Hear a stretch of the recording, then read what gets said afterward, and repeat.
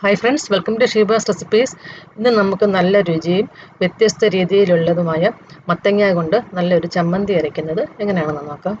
പാനിലിട്ട് ശകലം വെളിച്ചെണ്ണ ഒഴിച്ചു കൊടുക്കാം. 1-1.5 ടേബിൾ സ്പൂൺ.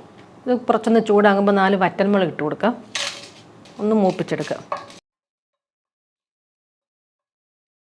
ഈ മുളകൊന്ന് മൂത്ത് വന്നിട്ടുണ്ട്, മാറ്റാം. ഇതിലോട്ട് 1 ടേബിൾ സ്പൂൺ ഉഴുന്നിട്ട് കൊടുക്കാം.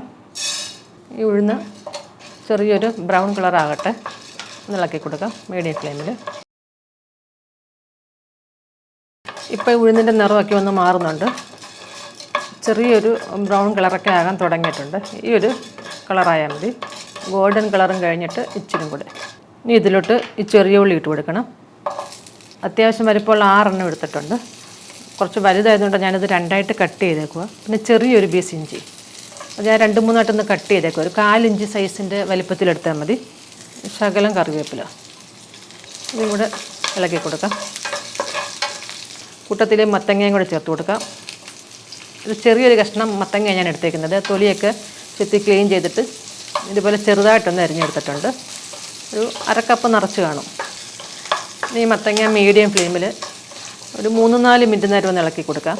ഒന്ന് വാടിയാൽ മതി, ഒരുപാടങ്ങ് വെന്ത് പോകണ്ട. അതായത് ഇതിൻ്റെ പച്ചച്ചവയൊക്കെ ഒന്ന് മാറി കിട്ടിയാൽ മതി.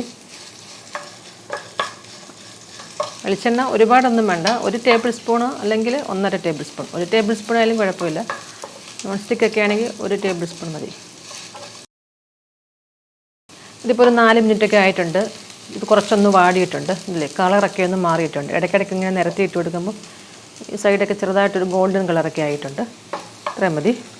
ഈ സമയത്ത് ലോ ഫ്ലെയിമിൽ വെക്കണം. ഇതിലോട്ട് 1 ടീസ്പൂൺ മുളക് പൊടി ഇട്ട് കൊടുക്കാം. എരിവെള്ള മുളക് പൊടി. ഇത് 2 നുള്ള് കായപ്പൊടി, പെരുങ്കായപ്പൊടി. ഫ്ലെയിം ഓഫ് ചെയ്തിട്ട് ഒന്ന് ഇളക്കി കൊടുക്കാം.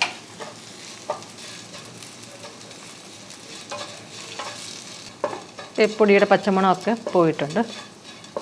അപ്പോൾ ഫ്ലെയിം ഓഫിലായിരിക്കുന്നത്. വറുത്ത് വെച്ച മുളക് ഇട്ട് കൊടുക്കാം. 1/2 കപ്പ് തേങ്ങ, പിന്നെ ചെറിയൊരു പീസ് പുളി എടുത്തിട്ടുണ്ട്, അതും കൂടി ഇട്ട് കൊടുക്കാം. ചെറിയൊരു നെല്ലിക്ക വലിപ്പത്തിൽ ഒന്ന് ഇളക്കി കൊടുക്കാം. ഇപ്പോൾ ചെറിയൊരു ചൂടേ ഉള്ളൂ, ഫ്ലെയിം ഒന്നും ഓൺ ചെയ്യണ്ട, ഇത്ര മതി. അപ്പോൾ ഇതിലോട്ട് ഇതിന് വേണ്ടുന്ന ഉപ്പും കൂടെ ചേർത്ത് കൊടുക്കാം. എന്നിട്ട് ആറി കഴിഞ്ഞിട്ട് ഒന്ന് അരച്ചെടുക്കാം. വെള്ളമൊന്നും ഒഴിക്കാതെ അരച്ചെടുക്കണം. ഇതിപ്പോൾ ആറിപ്പോൾ മിക്സിയുടെ ജാറിലോട്ട് മാറ്റിയിട്ടുണ്ട്. ഇനി ഇതിലോട്ട് ശകലം കൂടെ കറിവേപ്പില ഇട്ട് കൊടുക്കാം.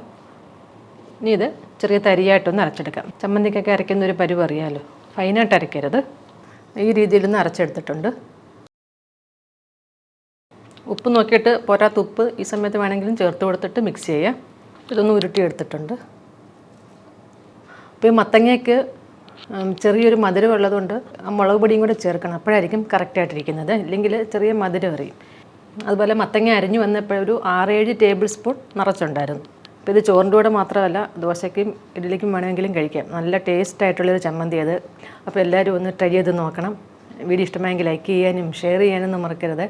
പിന്നെ നിങ്ങളുടെ കമൻസും ഒക്കെ അറിയിക്കണേ. Thank you.